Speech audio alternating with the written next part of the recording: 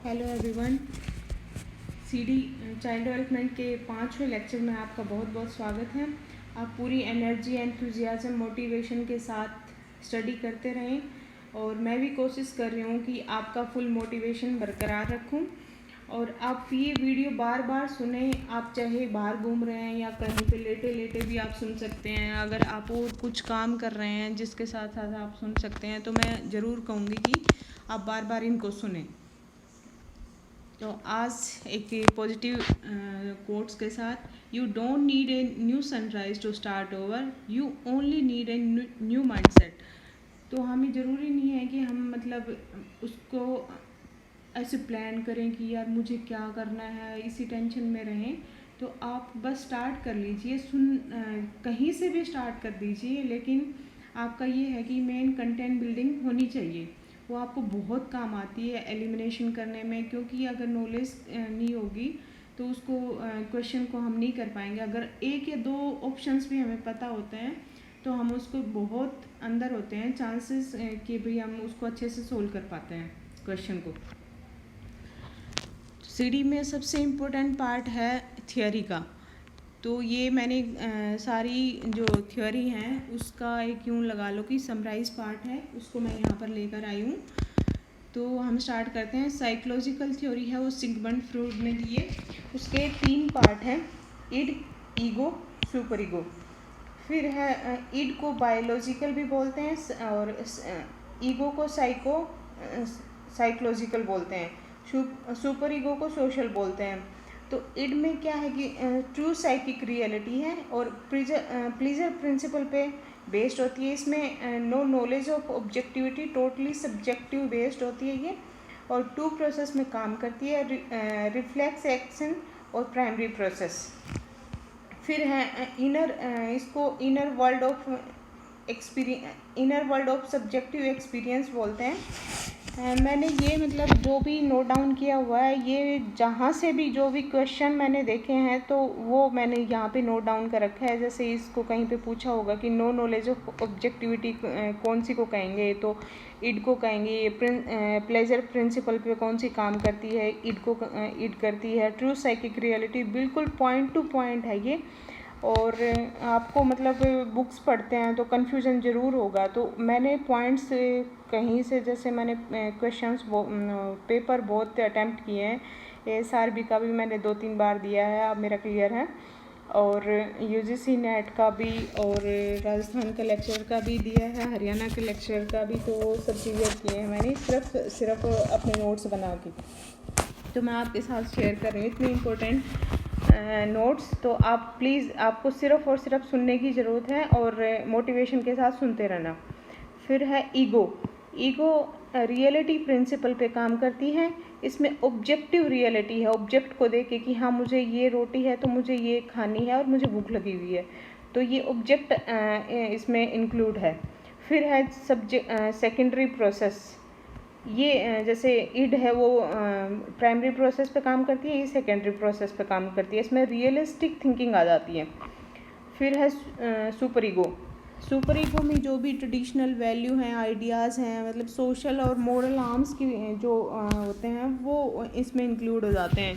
Perfection पे ज़्यादा काम करते हैं रादर प्लेजर पे। फिर है ये कुछ डायनेमिक्स हैं पर्सनैलिटी के, ये भी फ्रूड ने डिफ़ाइन किए हुए हैं। तो ये भी, इसमें भी बहुत क्वेश्चन आते हैं। जैसे इंस्टिक्ट है वो कौन से स्टेज का है, पार्ट है, तो इनबोर्न आता है ये, तो ऑब्वियसली इन्फेंसी का ही होगा ये। फिर इनर सोमेटिक है ये, एक्साइटेशन का। फिर एंजाइटी है, वो क्या है कि हम बार बार टेंशन लेते हैं तो हमें एंजाइटी हो जाती है, स्टेट ऑफ टेंशन है। मतलब वर्ड्स उठाने हैं, इसकी डेफिनेशन कहीं कुछ भी चीज़ों में दी हुई होगी, लेकिन हमें इससे क्लियर हो रहा है कि एंजाइटी की डेफिनेशन क्या हो सकती है। फिर है projection, moral anxiety converted into objective fear. मतलब किसी के साथ एक झगड़ा हो रखा है तो हम कहते हैं कि she hates me instead of I hate her, ये मुझसे नफरत कर रही है, मैं नहीं कर रही हूँ उसको। फिर है रिएक्शन फॉर्मेशन, प्रोजेक्शन का है वो रिएक्शन में आ जाता है कि replacement in conscious of an anxiety producing feeling into its oppose. मतलब mask by one that does not cause anxiety, hate replaced by love. किसी से हम हेट कर रहे हैं लेकिन हम कोशिश करते हैं मतलब पॉजिटिव होने की जैसे कोशिश करते हैं, कई बार गुस्सा आ रहा है ऐसे, तो उसी टाइप से रिएक्शन फॉर्मेशन का एग्जांपल होगा। तो उसमें एग्जांपल कुछ भी दे सकते हैं। तो आपको समझना है कि हम उसका कुछ भी फॉर्मेशन कर रहे हैं, रिएक्शन दे रहे हैं किसी चीज़ को, तो वो रिएक्शन फॉर्मेशन का एग्जांपल होगा।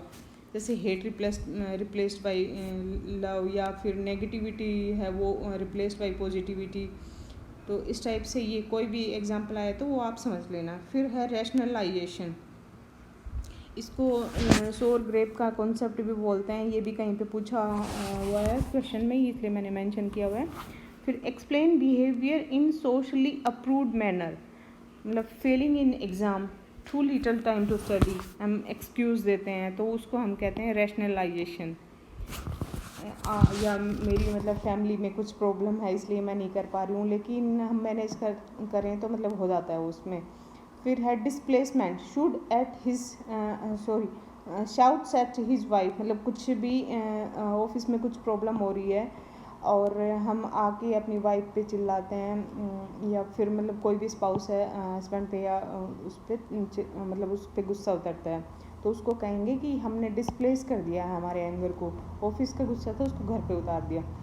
फिर है सब्लिमेशन, फ्रस्ट्रेटेड और gratify by changing into art, religion, music और सम एस्थेटिक एक्टिविटी। ये सब्लिमेशन का मतलब ये है कि अगर कोई बंदा है उसमें कोई डिफेक्ट है, या फिर मतलब यूँ लगा लो कि उसका कलर है वो कॉम्प्लेक्स ब्लैक है, तो वो कोशिश करता है कि मतलब ये कोशिश करता है कि जैसे मैं किसी अदर चीज़ में मैं नहीं अच्छा कर पा रहा हूँ तो मैं अपने उसको चेंज कर लूँ, आर्ट में इन्वॉल्व हो गया या म्यूज़िक में, कोई भी पर्सन है तो वो अपने आप को अदर उसमें एक्टिविटी में ग्रेटिफाई कर लेता है। फिर है कंपनसेशन, कंपनसेशन है अट्रैक्टिव अनअट्रैक्टिव मेल और female may become bookworm, satisfy by substitute means, मतलब ये जैसे मैंने कंपनसेशन और सब्लिमेशन में डिफरेंस मतलब बहुत ज़्यादा तो नहीं है, लेकिन ये मेन डिफरेंस है कि हमारी जो अर्ज है सब्लिमेशन में उसको तो हम चेंज करते हैं हमारी कोई अदर एक्टिविटी करके, और फिर कंपनसेशन में ये है कि मैं हाँ सुंदर नहीं हूँ तो मैं बुकवॉर्म बन जाऊँ, या मैं स्टडी कर लूँ, या फिर मैं कहीं हाईली ऑफिसर बन जाऊँ तो मतलब मेरी वैल्यू होगी इस चीज़ से। तो जो नेगेटिव है हमारे में है तो उसको हम पॉजिटिव की साइड लेके जाते हैं कि ये इससे मेरा पॉजिटिव माइंड रहेगा, कंपनसेशन वो होता है। फिर है फैंटासी, डे ड्रीमिंग, मतलब वही है कि आप दिन में सपने देख रहे हैं, हाँ पुलाव बना रहे हैं दिन में कि हाँ मैं ऐसे कर सकता हूँ, तो उसको फैंटासी बोलते हैं।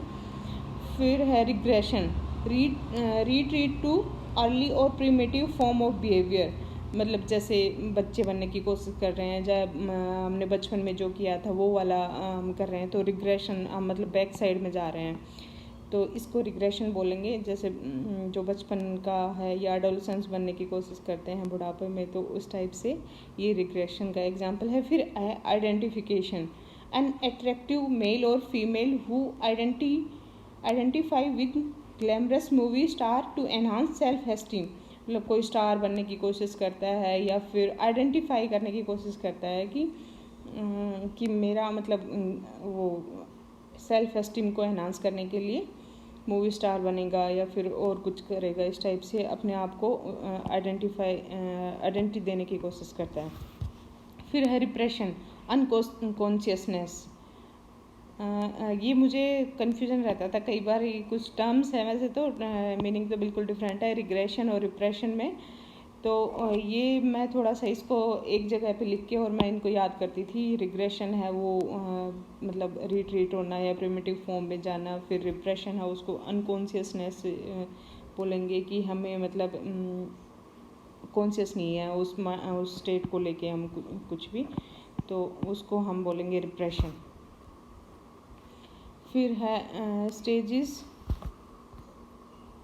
ये सेक्सुअल डेवलपमेंट की स्टेजेस हैं, ये भी फ्रूड ने दी हुई हैं, तो ये आप ध्यान रख लेना एक जगह पे, जैसे ऐसे नोट डाउन कर लेना। फ्रूड की है ये ईडीगो सुपर ईगो पर्सनैलिटी डेवलपमेंट वाली हैं, फिर हैं ये इसकी कि साइकोसेक्सुअल डेवलपमेंट वाली हैं, और फिर एक ये जो एक्सप्लेन की हुई है कंपनसेशन वाली, तो डायनेमिक ट्रेड्स हैं या मतलब जो भी है इसको एक्सप्लेनेशन ये दी हुई है। तो ये नोट डाउन कर लेना। एक पेज ऐसा भी बना लेना कि जिस पे मतलब ये फूड का इसमें है नाम सिर्फ, और फिर है इरेक्शन का, ये इरेक्शन का गिवन है कि उसमें इसने ये थ्योरी दी हुई है, बंडूरा ने कौन सी दी हुई है और जॉन वाटसन ने कौन सी दी हुई है। तो मैं ये ऐसे भी कर रखा है मैंने एक जगह पे, और मैं इनको फिर याद करती रहती हूँ क्योंकि थ्योरी बहुत आ जाती है, मतलब चांस रहते हैं 2 या 3 क्वेश्चन आने की थ्योरी ये कि थ्योरी किसकी है।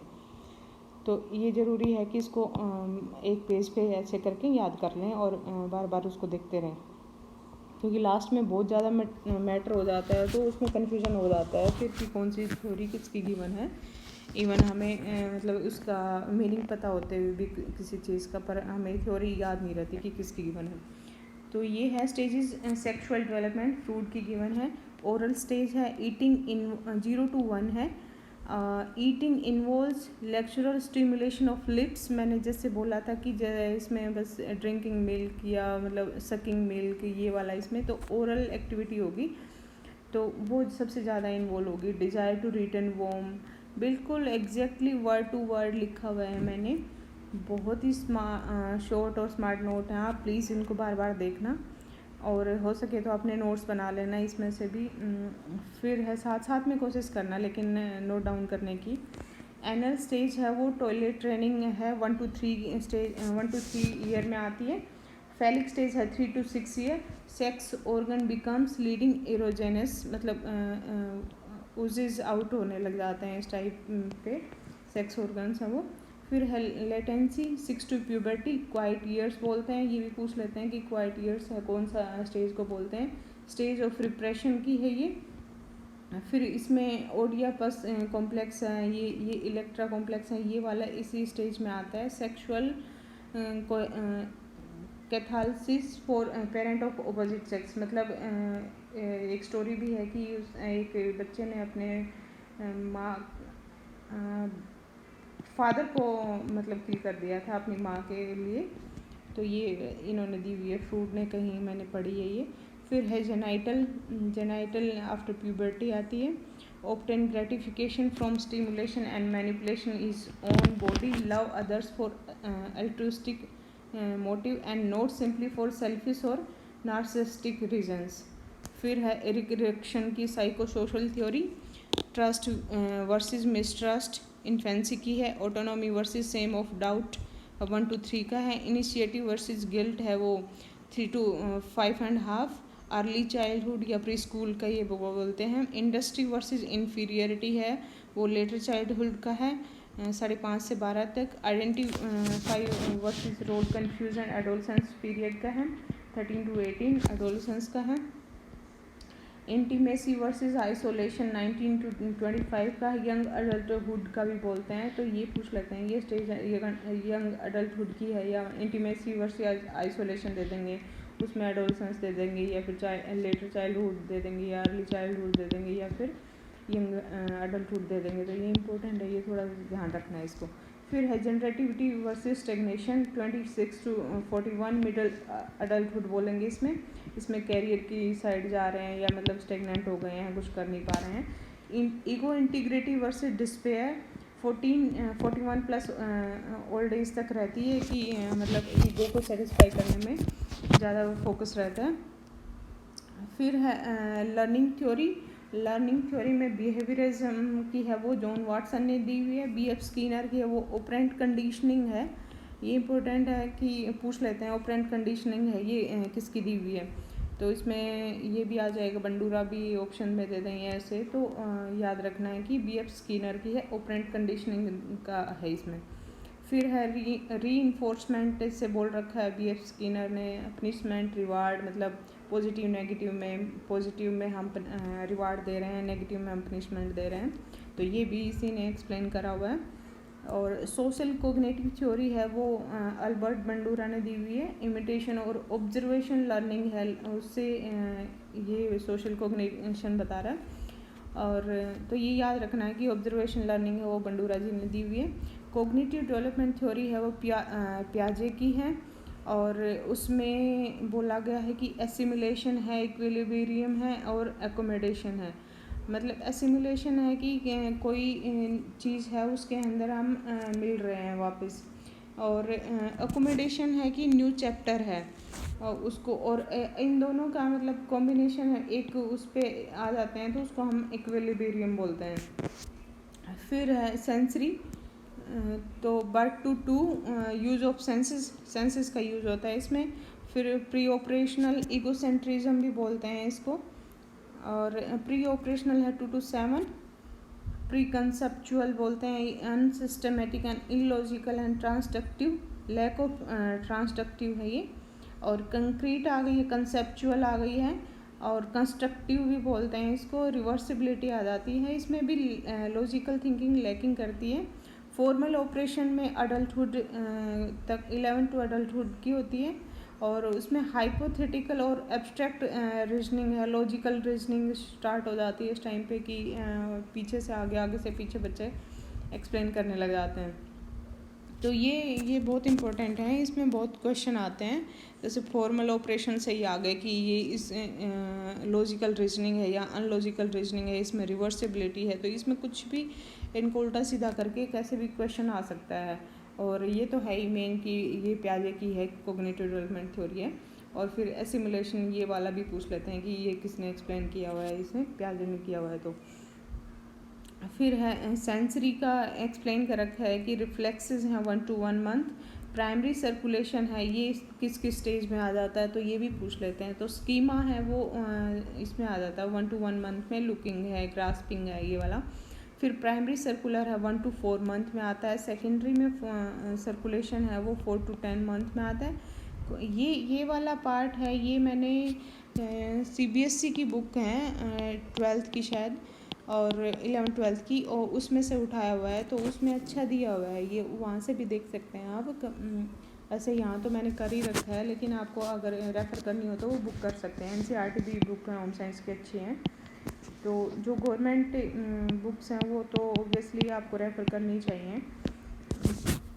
फिर है कोऑर्डिनेशन ऑफ सेकेंडरी स्कीमास, तो वो है आपका 10 to 12 month में आ जाता है।